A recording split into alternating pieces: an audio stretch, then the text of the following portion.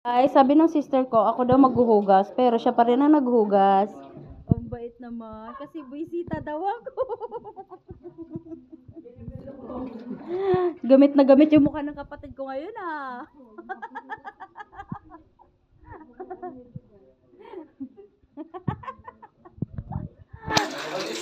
Post mamaya.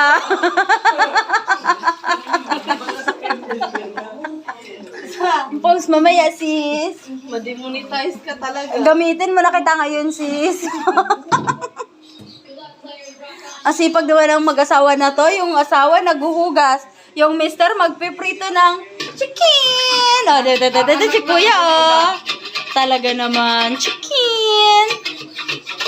Anong binidyo pala talaga? Siyempre, ano ba? Content nga eh. Tapos ito yung anak nilang may birthday. Oh, ayan na si kuya, oh. Makakatikim kayo ng chicken ng Jollibee.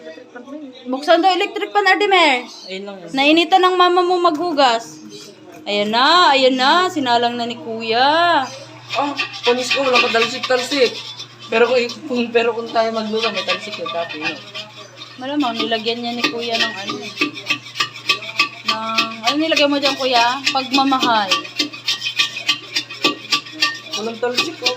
Maingay naman tong naghuhugas na to. May galit yata to.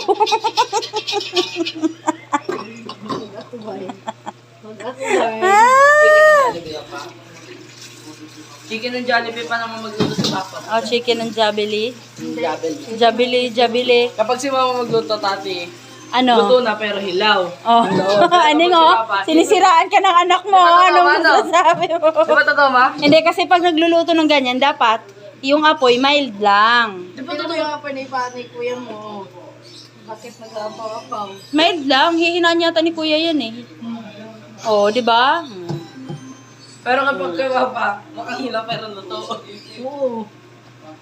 At ito yung Siya eh. chicken ni Boss Romer. nagtataka si Mama, At ba't ito ganun ang luto kanyang yung misis, naguhugas. Yung sunog na. Ito ang kanyang anak, maingay. Ma, At akong bisita. we lang. Bye guys, thank you so much.